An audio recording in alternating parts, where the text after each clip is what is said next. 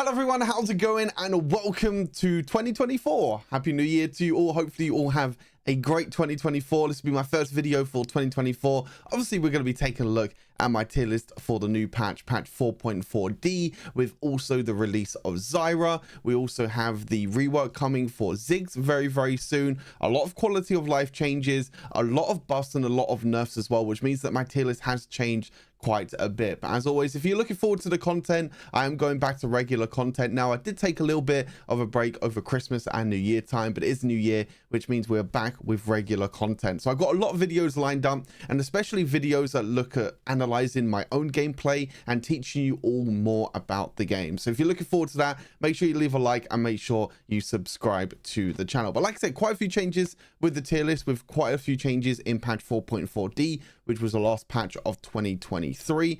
Not too sure when the first patch of 2024 will be, but we do know that 5.0 is out on the 18th of January, so that's only a few weeks away now. First up, let's take a look at the Baron lane. A few changes in the Baron lane. I have moved some of the champions down from the S+ tier, and I have moved Jace up to the S+ tier. I think Jace received probably one of the biggest buffs for patch 4.4D, and to be honest, it was kind of unneeded, really. I don't think Jace was a bad champion at all that warranted or needed a buff at all. I think that giving his first ability more damage, giving him base AD and also health per level, means that Jace is now going to do a lot more damage and also be a lot more tankier as well. So he's going to be extremely difficult to kill. He's going to have a few bad matchups in the Baron lane. You know, he can struggle against some of these bruisers and some of the tanks in the Baron lane, but I think with the buffs that came in, means that he can, you know, he can do quite well in the Baron lane itself. And when we go into the mid and late game with Jace, you can do a lot of poke damage. You can also jump in with his melee form as well, being able to just do so much damage now with his first ability, especially with the base damage and also that bonus attack damage percentage being buffed as well. So Jace moves up there. Like I said, a couple of champions I've moved down from the S+ tier to the S tier because I don't think they're too broken anymore. Gwen and Ornn are them two champions. But still, the S+ tier champions, most of them stay the same. You know, them three bruisers and three kind of split pushers in Jax, Fiora, and Camille are still incredibly powerful. Akali as well, being that assassin, is again still incredibly powerful. Garen now with the quality of life change that you now basically put your ultimate on like a 2-second cooldown if enemies have Guardian Angel or they stasis your ultimate. Basically, there's no counterplay anymore to Garen's ultimate and Darius's ultimate, so that's why Garen still stays in the S+ tier. Darius, I don't think is that good to go into the S+ tier, but again, a lot stronger now thanks to the quality of life changes. Again, the S tier, not really too much has changed really in the S tier. We do have a pretty big buff to Malphite, making his tank build a lot more viable now. A lot of people were going for AP Malphite, but now his tank build is a lot more viable. You get a lot more armor now from his tank build, so I think he's going to be very good against a lot of AD compositions. It's probably going to be extremely powerful against a lot of AD compositions. AP compositions maybe not as powerful, but still, you know, like the Malphite are going to be incredibly powerful, with tanks like Ornn and Shen obviously still being in there. Aatrox received a nerf, but obviously that was to the jungle. A few other things here as well. A tier, again, not really much to say there. Vladimir is a lot better in the mid lane. We do have some other champions as well. I moved Sion and Gragas down. Again, two tanks that are maybe just not as strong as the tanks above. You know, with moving Ornn down and also with Malphite getting buffed with how strong Shen is, I was like, Sion and Gragas are probably just a worse tank than the two above. So that's why them two are sitting there. Obviously, the B tier is the same, and also the C tier is the same as well. You know, the B tier with Tryndamere buff, I don't think Tryndamere buff's going to do too much, to be honest with you. I still think he's going to be in the B tier. Maybe there might be some instances where he moves up to the A tier. I've actually been seeing people build Magnetic Blaster on Tryndamere, which might be quite interesting. So maybe we have to give that a try. But again, the champion just doesn't feel like it can make a lot of impact compared to pretty much every other champion in the game right now. And also, we did get some Urgot buffs as well. But again, not warranting him to move up into S tier. I think the Baron lane tier list has been pretty stable now for like the past few patches. I think we have kind of a stable meta in the Baron lane, which is quite nice to see. But also they're still trying to buff and nerf a lot of champions to try and switch things around, which is, again, also nice. Keeps things fresh, like I always say. In the jungle again, I've moved some champions down just because of how strong these S+ tier champions are. Like, it just means that some champions are just not going to be as strong as them. You know, Kha'Zix receiving a buff is probably the most wild thing that I think Wild Rift has probably ever done, or Riot has ever done for a long, long time. This champion was already incredibly powerful, really, really strong, you know, clears through the jungle quite quickly, able to jump around during team fights and just one-shot pretty much everyone with his isolated damage. And hey, they buffed his isolated damage even more, so now he's going to do even more damage when he's jumping around. So I have no idea why they buffed Kha'Zix, but again, stay in the S+ tier. Lee Sin is doing incredibly strong as well. Shadow Assassin Kayn is again a lot stronger than the Rasta version, and then Evelynn as well, especially at lower elos. Evelynn is extremely powerful still, thanks to her invisibility. But it has meant that, you know, champions like Aatrox are going to move down, because Aatrox did receive a bit of a nerf. Not enough to, I have to say, it's not enough to the champion itself. Like, the champion itself is still very powerful. Like, you could probably still go Aatrox jungle and still perform very, very well. It's just this jungle clear is not as quick as what it was going to be in the previous patch. So the champion is still incredibly powerful. It's still going to carry and do very, very well. But again, jungle clear speed not as strong as before. Darius, I've moved up from A tier up to S tier as well. Again, thanks to some quality of life changes, making his ultimate pretty much have no counterplay, because you can't use stasis now to counter it, or even build things like Guardian Angel, because all it does is puts his ultimate on a 5-second cooldown instead of putting it on the full cooldown, which I guess 5 seconds means that you do have a bit of a time to escape, but again, it makes it extremely difficult overall. Fiddlesticks nerf still deserves to be in the S tier in my opinion. Champion is very scary to deal with, can really pop out from nowhere and do a lot of damage. I've seen a lot of Fiddlesticks still carry games. Again, a few champions I've moved down into the A tier, with some of the S+ champions moving down into the S tier.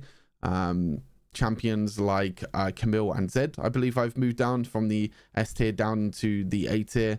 Same with Echo as well, and I think Diana I might have moved down in the previous patch before that. But again, 80 champions are pretty self-explanatory. I think they're still pretty decent, but they're just not as impactful. B tier is down there, and obviously C tier as well. I think Master Yi maybe can move up. Again, I think Warwick and Tryndamere are probably two of the worst junglers right now. Master Yi can probably move up. I don't know. Every single time I see a Master Yi, I just think to myself, like, it's so coin flip. You either get a Master Yi that can carry and that can 1v9, or you get the Master Yi that just runs it down and just gets CC'd, and then you can't really do anything at all. So I don't know how to I don't know how to kind of range the champion really, because it's, again, I think it's a very hit and miss champion that sometimes can do well and sometimes maybe can't do as well. But yeah, jungle pretty much stays the same, with mostly S+ tier champions and S tier champions staying as they are. Mid lane, again, I've done a lot in this tier list where I'm kind of making sure that I don't put too many champions in the S+ tier, because if I put too many champions in the S+ tier, it doesn't really make a tier list. I'm basically putting loads of champions in the S+ tier for basically no reason at all. You know, Baron lane has probably still too many champions, but it's very difficult for me to try and get rid of some of these champions from the Baron lane S+ tier into the S tier, to be honest, because these are just all so powerful. Obviously, jungle only has a few, mid lane only has a few now, with Jace also moving up to the S+ tier. Again, Jace very, very powerful. I have to say that Jace is still in the S tier in jungle. I don't think his jungle clear speed is as good as what it was before. They did nerf it a few patches ago, if I remember correctly. So Jace is not that good in the jungle. Obviously very good in the Baron lane, and also very good in the mid lane. Now I think mid lane is probably his best role. He has a lot more better matchups in the mid lane. You know, you compare these other champions to Jace, for example. You know, Jace could do really well against these melee champions like Kassadin, also Akali, but also against the range mages as well. You know, these scaling mages like Orianna, Veigar, Vex, Zoe. You know, Jace can also do really well against them. Again, the real struggle is kind of against the bruisers, because he kind of struggles to break through them. And also when he goes into melee form, most of the time he loses trades against them, but you can still do really well.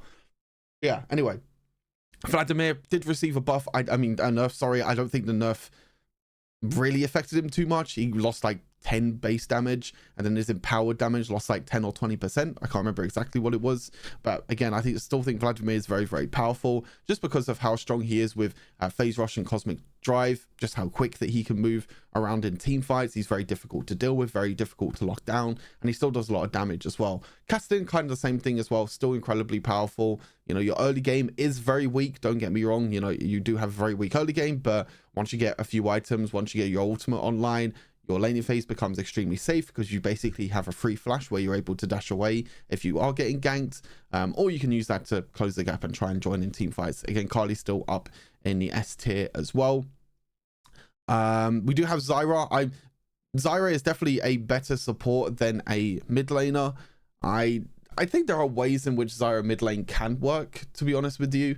I think there are probably a few matchups which Zyra can work in. The crazy thing about Zyra and why Zyra is so strong right now is just because she can basically put plants wherever the hell she wants. She doesn't really have too many mana issues as well, as long as you build like Crown of the Shattered Queen or any sort of mana item in general, which Crown of the Shattered Queen is a very good item for her because she doesn't have any escape mechanics, so the spell shield can protect her quite a bit. But she at least builds one mana item. She never really runs out of mana. You can just spam your abilities, get plants around in team fights and also around the map. I mean, her team fight and her team fighting is just completely disgusting. If you can get a few plants and also buff them with your ultimate as well, she becomes really, really difficult to deal with. And she is quite difficult to lock down as well because she does have to CC on her ultimate and also her third ability. So again, there are probably ways in which mid lane Zyra can be very strong, but I think Zyra support is a lot stronger, but she does have a lot of potential. And I wouldn't be surprised if Riot nerf her in the next patch in the new year, because they didn't nerf her in 4.4D, but wouldn't be surprised if they nerf her in the patch afterwards. I did move Zoe down. I still think Zoe is very good, just not as good to be in the broken tier as the other champions. Again, pretty much everything else in the S tier is pretty much the same. I moved some champions down into the A tier again. Zed, Diana, and Gragas. These champions are just not that good anymore, unfortunately. You know, especially Gragas and Diana. There are a lot better AP options now. These champions just don't really do too much. Quite easy to counter, quite easy to play against, and it's not like great. Same with Zed as well. Zed, you just buy stasis and you pretty much counter all of his damage, and he finds it difficult now to jump into the backline because there's so many AD carries and so many squishy champions that can basically counter him. You know, things like Kai'Sa ultimate, Xayah ultimate, you know, things like that. So Zed finds it pretty difficult. Again, pretty much the same champions in A tier, same champions in B tier and C tier as well. Again, not really too much has changed. Orianna did receive a bit of a nerf as well. I don't think it's enough to push her off into A tier or anything like that. I still think she is incredibly powerful. I'll make sure I keep a track on my notes so I don't miss out on any changes that I've made or any changes that happened in the patch notes, because these patch notes now are getting really, really big. Like, I'm really surprised with how much Riot are doing in terms of changes. You know, these changes have gone from like 5 champion changes per small patch or per A, B, and C patch, whatever you want to call them, to now 20 champions. Like, there are a lot of changes that happen in every single patch, which, like I said, is a very, very good thing. Of course, if you do disagree with any of these changes, please let me know down in the comments. Please let me know if you think the champions deserve to be higher or lower in the tier list, or maybe you can look at the comments yourself and maybe you feel like you have a different opinion to someone else. That can also be great. But yeah, I always read the comments, so let me know if you think that champion deserves to be higher or lower in the tier list. But yeah, dual lane, again, not really too much has changed here.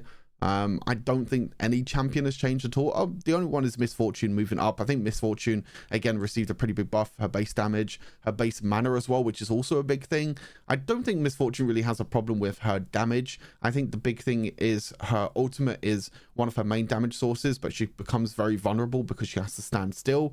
Whereas Jhin is a little bit different because Jhin, you can use his ultimate from a very, very long distance. Miss Fortune can't really do that. You still have to be quite close to enemy champion to use her ultimate. So her big thing is just trying to get a bit of survivability. They did buff her armor and MR per level a few patches ago, if I remember. But this time her base mana being buffed is quite nice. It means that she can bully a lot more during the laning phase. And her base AD as well, obviously giving her a lot more power during the laning phase. Samira, again, another champion that did get buffed. Samira kind of got the Miss Fortune treatment where she got the armor and MR per level getting buffed, which is quite nice. It's going to make sure that she has a bit more survivability. I don't think these two champions deserve to be in S tier. The only champion that could maybe move up into S tier is probably Samira, because she does have a lot of 1v9 potential, especially with her build and especially with how slippery she can be. Miss Fortune, not as much. I moved her from B tier up to A tier because I do think that she's probably a lot stronger now. Again, looking through all this, I don't think too much else has changed. Lucian got a bit of a change. It doesn't really, this champion's been buffed so many times, but I don't think the champion is still like great, unfortunately. Again, the S plus tier is still Kai'Sa, Xayah, and Ezreal. These champions are still very powerful. Probably close behind by like Tristana, Varus, Varus is a weird one. I think Varus is very good, but I don't know. This champion just doesn't have a lot of carry potential. You don't really think of Varus as like this hyper carry in a way, whereas champions like Zyra and Kai'Sa, when they scale, they feel more like a carry, and Ezreal as well, you know, do kind of the same thing. Every other champion, again, not really too much to say about AD carries. They're pretty much all staying the same. And then support, this is where kind of the big changes are coming for me. Oh, again, big changes in terms of moving some of the S+ tier champions out of the S+ tier and into the S tier, adding Zyra into S+ tier. I think Zyra as a support is extremely powerful. You do have to be quite careful with Zyra because she is quite squishy, so she can be punished by champions like Thresh, Alistar, Nautilus, Leona, Rakan. There are some champions that she can punish, but that she could be punished by. But the crazy thing is that Zyra doesn't need to really stand close enough to be hit by any of these abilities. She can just keep her distance. She can use her abilities. The plants are just such an annoyance to deal with that they're really, really annoying. So yeah, I think Zyra really, really powerful in the support role. I think her and Karma kind of redefine what support really is, because support for such a long time was all to do with, you know, how strong Lulu was, how strong Yuumi was, how strong Lux was. It was all about the shielding and the healing and all this sort of stuff. And now we only really have one champion in the S+ tier that does have that sort of healing element, which is Soraka, which I still think her, you know, her W being changed, or her second ability being changed to now not use health every single time you use the second ability. It's just completely broken. I just don't think that should have been added to the game or changed at all. But if you think of it, all the other champions are more carry supports. You know, it's all about, you know, especially in solo queue, it's all about trying to be that carry. You know, Karma kind of doesn't really build support anymore. She pretty much builds full damage. Pyke as well, with the buff that he also received again in the previous patch, again being that main carry. And Zyra as well, you don't really build support items with Zyra. You only really build carry items. And these three champions are so good as a carry and can really, you know, allow you to be a carry as a support, which I think is, you know, very, very important. There are still ways in which you can carry with other supports. You know, Soraka, if you can stay back and use your healing to your advantage, you can definitely do that. These tank supports as well are still very, very powerful, especially with Glacial Augment. I think all these supports still have carry potential because you can find that high value target that you can ultimate with Nautilus, you can hook with Thresh, you can catch out with the ultimate with Leona. So there's still many ways in which you can carry with them as well. But again, it's just the damage potential that they don't really have. The Enchanter supports are still really good. You know, like I mentioned, I've moved Yuumi and Janna down. I still think these champions are very, very good, but I think the meta is slowly turning towards these more carry-oriented supports now, which is why these champions in the S+ tier. Sona received a nerf down in A tier. I moved Ornn up because I think Ornn is actually quite underrated, to be honest with you. Galio and that are still down here as well. Blitzcrank still down here with Ashe. I've added Swain as well. I'm not really too sure of the kind of the limit, I guess you can say, of Swain. I haven't actually played Swain support before. Probably one of the only sports I actually haven't played. I probably need to give Swain support a try, but so many people have said to me, add Swain support. Swain support is really good. Add Swain support. I've added Swain support. I've added a build on my website. If you want to check that out, you can do. He works really well with Glacial Augment because of his third ability that you'll mostly be using to kind of get that playmaking potential. And also his other abilities and auto attacks, you can slow enemy champions, which makes it really difficult. Swain is a bit interesting though. I think you build more of a tanky playstyle when you play Swain support, but hey, let me know about Swain support. Let me know if you think that I've put him in the right tier list, in the right tier in support, or maybe you think he deserves to be higher, or maybe even lower. Maybe you don't think Swain support is that good. But again, that's pretty much everything for the tier list. A few changes here and there. Again, a lot of champions in S+ tier, a lot of champions in S tier in terms of the overall roles of every single role in a game. Not that many champions down in C and B tier, but pretty much any champion A and above you can still play. Every champion is situational depending on who you're playing against. Same with the builds as well. But yeah, make sure you check out the website. I've actually updated all the website as well for the new year. So I've added in a lot of new builds to a lot of different champions. Things like Aatrox, for example, especially jungles now. The jungle role has kind of moved more into domination tree with sudden impact and powered attack and eyeball collector. So I've done a lot of changes with some of the champions and the builds, so make sure you check out the website. Again, any advice, any feedback, anything like that, please let me know. This website is all about you lot and trying to make this as good as I can to make sure that you can, you know, climb with the builds and climb with the tier list. So appreciate you all. Again, have a great 2024 and I'll see you all in the next wild video. Peace.